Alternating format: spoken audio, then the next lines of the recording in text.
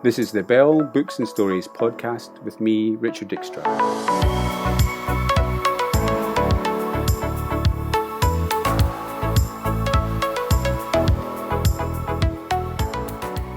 Welcome, you're listening to the Bell Media podcast, where we take a look at some great books and the stories behind the books. Today I'm speaking to a multi-award-winning photographer who's also taken his skills out of the studio and into the African bush, all in the aid of conservation. George Logan is a highly regarded commercial photographer, winner of innumerable awards. Undoubtedly, listeners will have seen some of his work. His images have featured in campaigns for clients such as HSBC, Adidas, Sky, Bank of Scotland, and IKEA. But in parallel, he's also worked to help wildlife conservation charity Born Free raise awareness and raise funds. Currently, he's at the heart of an innovative crowdfunding appeal to raise funds to publish a stunning coffee table book about lions in the wild. It's all to help Born Free's work in Meru National Park in Kenya. Welcome, George. Hi, Richard. So, George, you were born and brought up in Scotland. Were you always interested in nature and the environment? It came on at quite an early age, possibly around the age of 7 or 8. I moved school quite a lot, and I did have a period of living out in rural Scotland in East Lothian. And I was given the book Born Free, and then I went to see the film Born Free. And that was kind of the start of something that never really left me. So, from very early beginnings. So that's interesting. So did you become a supporter of Born Free as an organisation from the outset, or is that something that only developed over time? I always had the love of animals, and my mother was always aware of that, and it became a bit of a passion of mine. But I didn't ever contact them till 20 odd years later, when I'd sort of got my photography career going and sort of moved to London. And I sort of got in touch with Virginia McKenna and became an avid supporter. All right, okay, well, we'll perhaps talk about that a wee bit later then. In terms of photography, was that something that when you were at school you had an aptitude for? How did you get involved in moving into photography? Well, that was quite a funny one. I don't know about how, your school experience, but I had no idea what I wanted to do, but I only knew that I wanted to do something that I enjoyed doing or loved. And I started taking photographs at age about 14. And telling my careers officer that I wanted to be a photographer was a bit akin to saying you wanted to be a footballer or a pop star. It just wasn't really much of an option. But I loved it, and I picked it up from there, and I've not done anything ever since. Right, and so you went somewhere to study photography, or did you end up as sort of apprentice into some other photographer? I did A-level photography, and then I did a 1-year sort of course in it. And then I went to Blackpool College, which at the time, funnily enough, was the top photography college for 3 years. And from that point, I then sort of became an assistant for a year and started shooting pretty soon after that. Right, so you're now sort of well known for all sorts of commercial projects and things. When you're working on a project, I mean, how does that work? Are you given a very tight brief, or are you asked to come up with ideas? Can you explain a wee bit how the process works? Yeah, my sort of photography style sort of developed into quite a conceptual style, where I was invited in to contribute to the creative process. So my whole sort of style has evolved from coming up with ideas and trying to shoot something in a unique and hopefully original way. And at that point, animals didn't feature at all. I was shooting mainly for large companies, the likes of Sky or O2 or Vodafone or whatever. And the animals came a lot later. And to be honest, it was because I was looking at my work and thinking, I kind of want it to mean more than an advert, So, I started to try and find a sort of deeper meaning for it. Yeah, okay, I can understand that. I mean, it's interesting actually because over the years I've met quite a few wildlife photographers, and often been lucky enough to actually go on trips with them and see them in action. And I do sense from looking at your work that you are very different in how you approach things from the average wildlife photographer. I think Virginia McKenna, who you were talking about before, who obviously set up Born Free, she summed it up quite nicely when she said, you know, that there are, I'm quoting here now really, there are many wonderful wildlife photographers, but George's images are amongst the most intriguing, thought provoking, and original. And I thought it was a really nice quote, but I also thought, I just wondered, is that because you come from this kind of commercial background where your focus is about conveying a message rather than just recording, you know, what happened to happen in nature? I think it's exactly that. I think I've kind of always had this slight storytelling aspect to my photography, and we're always trying to approach things in an unusual way, to try and deliver the message. And I love Virginia to bits, and that was very kind of her to say that. But I think I've come at this from a completely different angle. There does seem to be a conventional route into wildlife photography, and I didn't take it. I mean, I also wonder if it's also because of that commercial background that, I mean, I'm not sure whether I'm saying the right thing here when I say this to you, but you know, there's perhaps a willingness to work more with the images. You know, to kind of manipulate is perhaps not the right word, but you know, to kind of edit towards a greater truth or something like that. You know, that whereas the perhaps a naturalist would turn around and say, "No, no, I can't possibly change that image." Yeah, Whereas I get the impression that you're quite happy to play with the light and do all sorts of things which actually highlight something of a different message, really. yeah, I totally get where you're coming from on that, and that's true. The book we're working on has two sections. It does have this sort of natural wildlife section where I agree you shouldn't try and retell a story that isn't there. But then when we're approaching the threats that lions face, we have an approach that stops us. You don't have to show the graphic, horrible images. You find a different way for people to think about what they're seeing and what message you want to convey. And a way of explaining that is, even someone like myself who's really into wildlife conservation, it's very important to me. I don't want to start my day by seeing pictures of a poached or a slaughtered elephant or rhino. So we come up with ways of getting the message across without those sort of the graphic horror. And that seems to have been, something that we've worked on from quite early on, that's become a style.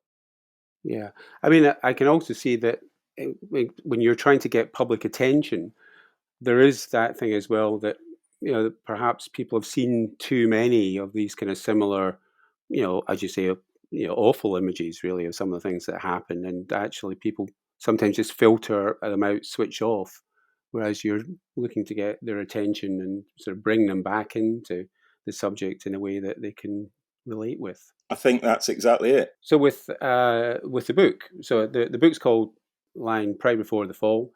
It's very much focused on raising funds for Born Free's work, and in particular, I think in the Meru National Park in Kenya. That, as I understand it, that's a park that's particularly important for Born Free, and that there's quite a story about what happened there. So perhaps you could tell us a bit about that. Yes, Meru National Park is northeast Kenya. It is the area where the film Born Free was shot in the 1960s. And that park just used to be full of wildlife, and everything you can imagine of the African wildlife lived there. In the 1980s, it got decimated. It got absolutely overrun with poaching and lost, I think it's 90% of the wildlife, and nearly all of the lions disappeared. And Born Free and several other conservation charities have got together and tried to revive the park. and it's bouncing back. It's on its way back. The lion population is down to roughly about 60 to 70 lions, which there would have been thousands there. So it's become a massively important area conservationally, and that's where we're focusing this effort on. And so is that somewhere that you visited a number of times over the period? Have you seen things change? Yeah, we have. I've been there 4 or 5 times, and each time we go, we're starting to see improvements. The Born Free team on the ground there is dedicated, and with the funds that we hope to raise from the book, we want to increase the sort of anti-poaching units, the monitoring and tracking of the animals. We're going to introduce solar panels so that the rangers can communicate easier. So many things will happen, and theoretically and hopefully we will help the lion population recover. Right. Now, presumably also the pressure on what's been happening with COVID is actually making things even more difficult in these areas because, that presumably a lot of the uh, po- anti-poaching patrols and things like that are actually being affected by restrictions themselves and what's capable of being done. Yeah, that's very true, and it's a good point. And I've been hearing reports that poaching is on the rise again. And as you say, the Kenya and most African countries really rely on the tourist money, the tourist income to help pay for the ranger posts and the conservation efforts. And we're hoping to hear on the 6th of July if Kenya is opening its borders again, because I'm itching to go back. I've got one more shoot planned before our book is published, so I'm very keen to get back there. Funnily enough, we were there until March the 24th. The UK was in lockdown, but Kenya was just about to go, and we were there until 2 days before all the international flights stopped. So it was a very unusual thing to observe. The parks were empty. There were no tourists.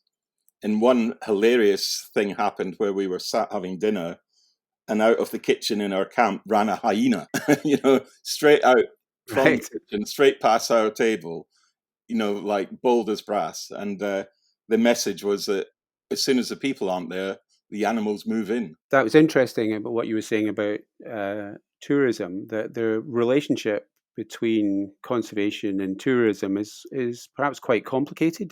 Have you got any particular views on how it works in the ground from the experiences that you've seen? Yeah, you're right. It is very complicated, and it's a difficult issue because no one likes to say the 30 vehicles round a cheetah, or um, when the wildebeest migration happens, for example, there can be as many as 150 vehicles on that bank of the Mara River waiting for the crocodile to go for the wildebeest. So it's but the flip side of that is it does need that economy to help protect the animals. The money from the tourists will pay for the rangers, the protection, the vet units, and if that isn't the case, then when there's no value on the animal, they won't be able to be protected. So it does. It's better that they're photographed shooting with a camera than a gun. Yes, I mean, I've also seen the fact that there's this issue again of, as far as the local villagers around these parks are concerned, again, the issue is that park helping them as well? And that obviously that if you can organize tourism in a well balanced way, then you can actually provide income and a benefit for the local villagers, which again allows that relationship between the wildlife and the human population to be more in balance. But it seems to be all about control and a willingness to actually recognize that it's something that is a limited resource. Well, it's true, and you kind of hope that it does filter through to the local population, um, and that population is expanding. I think sub-Saharan Africa is going to double in the next 50 years, and every time I go, I come back having seen fewer animals and more human settlement. The wild places are shrinking, and I don't know what we can do, but we can do something. All we can do is sort of, try with whatever resources we have to try and ease the situation. I'm reasonably familiar with what's been happening in India, and I think that over the years, I think that the way that India has approached things in the tiger conservation has seen a kind of 180-degree change from tourism really just being seen as a problem to the fact that actually well-managed tourism can actually be beneficial, but there's still these issues to do with uh, competition for land and resources. Yeah, and there's been compulsory purchasing of people's land and sort of moving them on, I think, which has been quite controversial there also. But I'm very aware of the issues with tigers, and I mean that they're, I think, down at 3,200 left in the wild or thereabouts. It's a scary number. Have you ever photographed tigers or? I haven't, Richard. No, and I have to say, Born Free are very keen for me to do so, and we're already talking about a follow-up project, which will mean going to India to photograph them. But I'm so sort of engrossed in what's happening in Africa with the lions and other big cats. No, I can understand. You've only got so much bandwidth to do these things. As you know that I write children's books about tigers, fascinated about them and things. But it seems to me again that somehow whenever you see these animals in the wild, it's just such a different experience. And it's very difficult to convey the feeling that when you see this powerful beast who just kind of ambles past you, there's something really special about it, I have to say. I know when I was young, I noticed that because I loved animals, I started going to the zoo. And I couldn't work out why I left the zoo feeling sad. And now I understand, because you're just not seeing an animal behaving properly. You're seeing, for example, a tiger, I think, has got something at 300 square miles territory in the wild. Uh, and you just see them pacing the zoo, Yes. lolling their heads. And it soon became clear to me that I wasn't seeing the real animal. You're basically seeing a captive prisoner as such. So, yeah, and I agree. Once you see them out doing what they do, it's incredible. Yeah, I mean, the one thing that you learn quite quickly with tigers, I think, is that actually, yes, they do have big areas, and tourists are very restricted to less than 20% of a tiger park. And if the tigers don't want to come and see you, they don't come. So if you are doing your shoot, you better book a reasonable amount of time because I've certainly been in 5 or 6 tiger parks where I've not seen anything. Anyway, so back to when you're actually shooting yourself and things, that presumably one of the reasons why you can get such wonderful shots is that you've just become so familiar with lions and how they're likely to react that you're able to anticipate what's going to happen next. That be right? That's exactly it. And without deliberately trying, I have become a bit of an expert on lion behavior, and I kind of, I can work out when they're likely to hunt. And the biggest problem is that they sleep for 18 to 20 hours a day.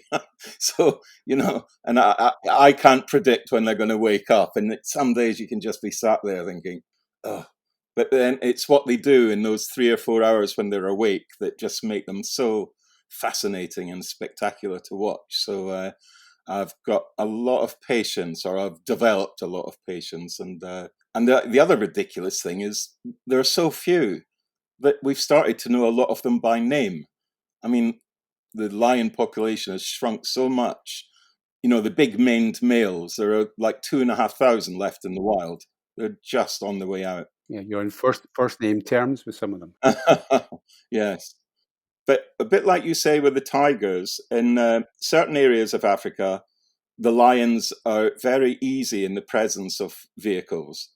But for example, in Meru, where they've been persecuted or poached or um, human-wildlife conflict, they're very, very twitchy. And if they see a vehicle, they will head for the bush.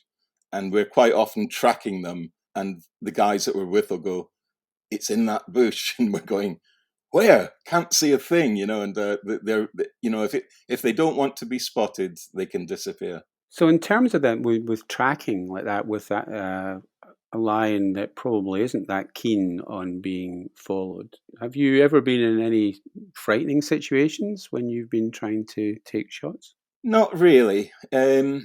Lions do a thing called mock charging, where they just don't want you around. So you get a bit of a full-on roar and a charge, but they pull up short, and it's happened about 4 times to me, and I've managed to keep taking pictures as it's happening because I'm trusting that they will back down. So Yeah, I was just going to say that, you have to put a bit of trust on the fact that someone gave you the right advice in that situation then. yeah, it's funny, and there's always that massive "Oh, I think he wanted to get in the car," says my guide, and you kind of take a great big deep breath and think, right, that'll do for today.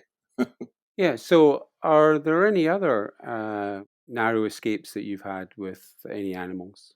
I was once severely charged by a lion which we disturbed while he was trying to mate, and that's one thing that you shouldn't do. And he probably got to within 2 or 3 meters of me before I was in an open top Land Rover. So it wasn't massively scary, but I, a girlfriend of mine did have an issue where rather than using the bathroom in the bush, she used this concrete bunker at the side of a national reserve. And as she was sat in there, down from the ceiling through a window came a black mamba, and its head. Oh, right.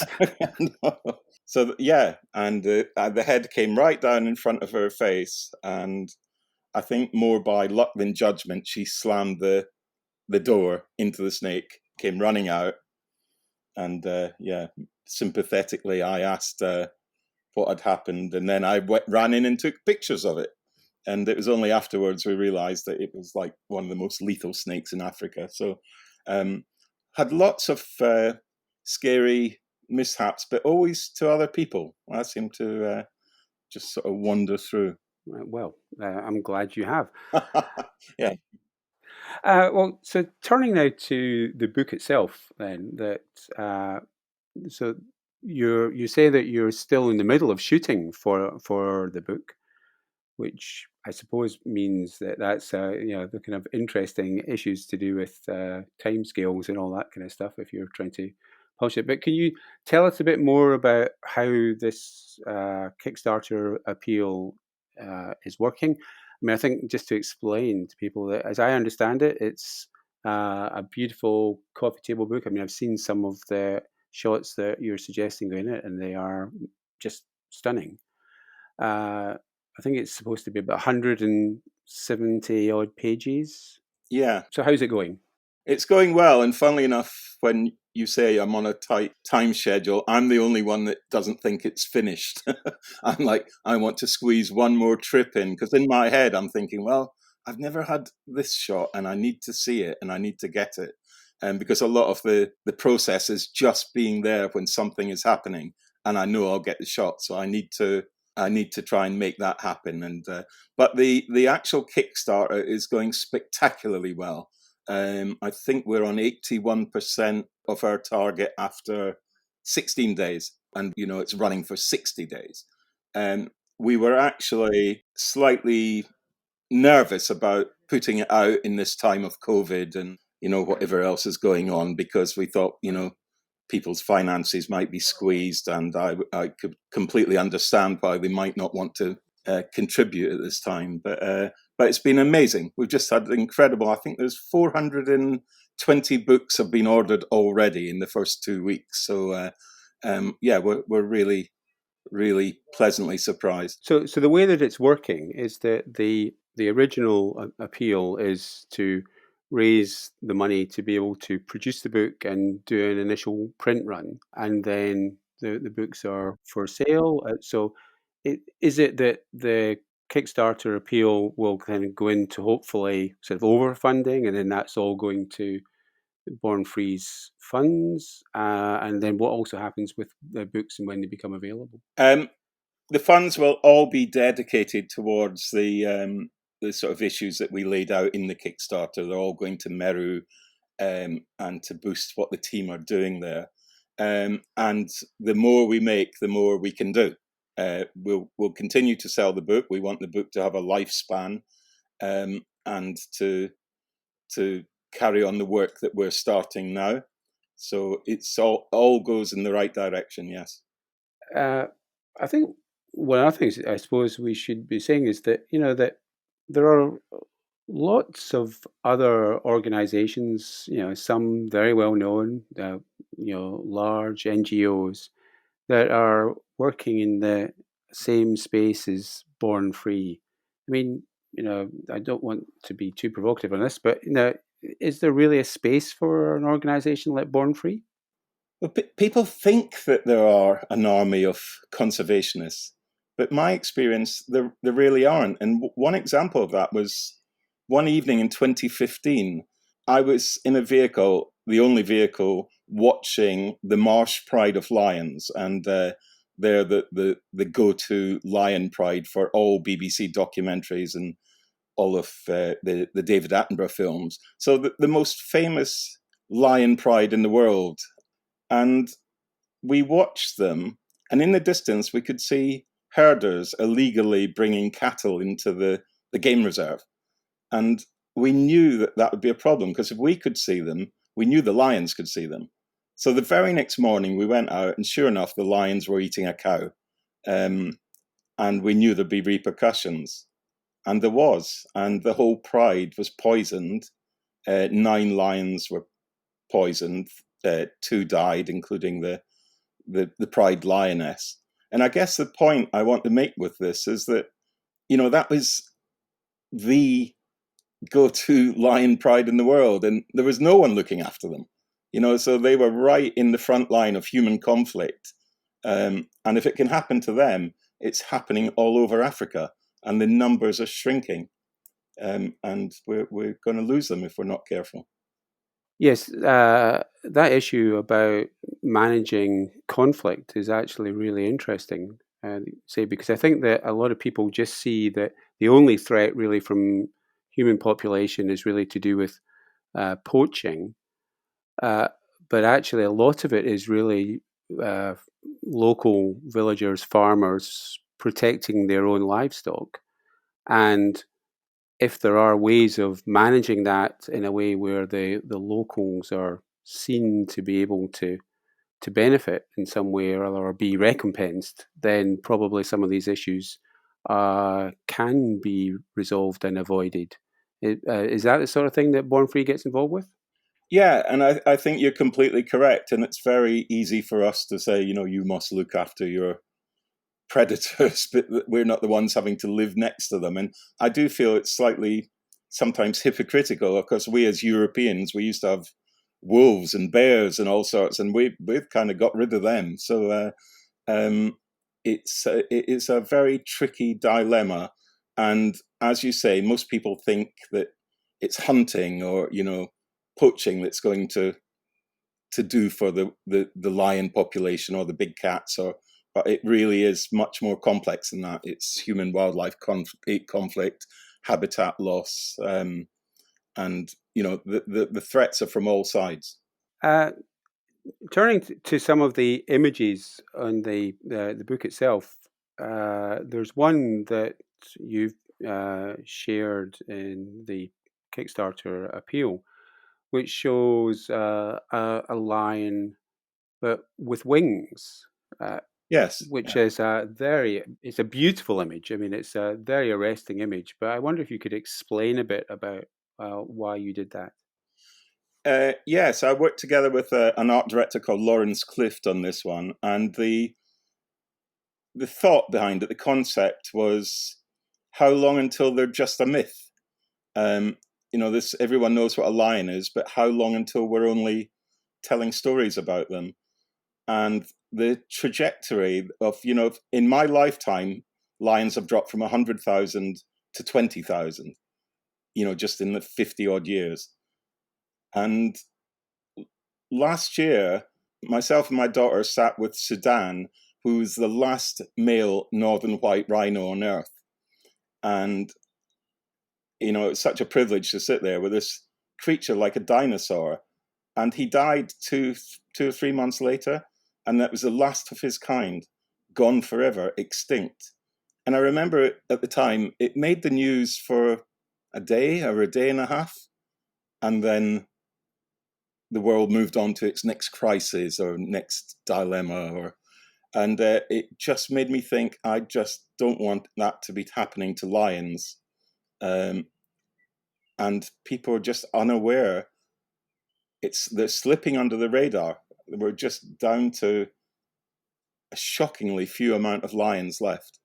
Well, I have to say that it's a really thought-provoking image, and it certainly stays with me, that one. And in terms of Born Free's more general involvement in Africa, are they just focused on Meru, or are there other areas that they're doing work as well? No, they're all over the place. They're based in the UK, but they've got sanctuaries in Ethiopia, South Africa, Malawi, and Kenya. And you mentioned tigers, and I know they also have a tiger sanctuary in India. And funnily enough, we went to Leon last year, and we rescued. There was 4 young lions. One was found in the back of a Lamborghini being driven around Paris, believe it or not. And there was a tiger there also. And those animals then go to the Born Free sanctuaries, and they get lifetime care. And I think it's spectacular what they do. And I think the reason I got involved with them, not just because of my, early years of watching the film and reading the book, I think they're the hardest hitting, best wildlife charity. And I think the work they do is amazing. Yeah, I mean, I think also the thing about it, I don't know how many people actually now know the story of how the charity came about, because after all, Virginia McKenna was really just acting a part in a way, wasn't she, when she originally got involved? She was, yeah. She was so taken with the plight of the animals after the making of the film that some of the lions were going off to zoos. And her and her husband, Bill, started a charity called Zoo Check. And there was another film called An Elephant Called Slowly, and the elephant ended up in London Zoo. And there's this image of Virginia reaching out to the elephant who remembers her. And that was the start of the Born Free Foundation, that sort of animals in captivity and how to monitor what happens to them. And then that expanded, and Virginia has kind of more or less dedicated her life. I mean, and yeah, and we hope to carry on the work. Yeah, I mean, it's really an inspiring story, and it's the fact that you have this link back to the original book too, I think, is interesting. I was just going to say, I contacted Virginia 12 years ago when I decided that I wanted my work to do something positive for wildlife, and she replied the very next day, and and we met and became friends, and we've sort of worked together ever since, really. And I love the work that we do together. Well, yeah, it's great. I suppose looking at your commercial career as well, that you are someone who, in kind of two stages really of your career, have just followed their dream, I suppose, really. Is there a piece of advice that you might give people who are kind of starting out in careers? In photography, Well, in both photography and just the other things that you've done in your life. yeah, wildlife photography has changed so much with the sort of digital revolution, and I see the most amazing pictures every day from Africa because people are out there and they've got all the kit that used to just be restricted to professionals, and the Masai Mara is just full of people with bazooka lenses charging around taking pictures. But anyone Like, for example, in the UK, I'd say look closer to home. Just get out and photograph what's around you. And there was one picture in the Wildlife Photographer of the Year this year of two mice fighting on an underground platform, which I just thought was amazing. And it just almost justified, you don't have to go to Africa to get an incredible wildlife picture. So when you say underground, you're actually meaning the London Underground. The London Underground, yeah. Yeah, I think it won the People's Vote section. Yeah, it's quite a surreal image, but amazing. And just like I say, I think that was part of its charm, that it didn't involve, traveling halfway across the world with the most expensive kit. It was just a really strong image. And I'm seeing great stuff of people are shooting with sort of foxes and badgers and the birds in Scotland. And yeah, don't go to the zoo and take pictures. Just get out into the wilds. Well, I think that's a great place to close. So thank you, George, for being with me today. It's a real pleasure to hear your stories. Thank you for having me on. And just a reminder for the crowdfunder appeal, it's on Kickstarter. Just look up Lion Pride Before the Fall. It's also, there are links from the Born Free website and from George's own website. It's georgelogan.co.uk, and Born Free is bornfree.org.uk. That's correct. And as for my own Tagger books, well, of course, you can find them on bookstores and Amazon and Scotland by Mail. So thank you for listening to Books and Stories podcast. The studio production is by Perrin Sledge. I'm Richard Dykstra. Hope you join us the next time. Bye for now.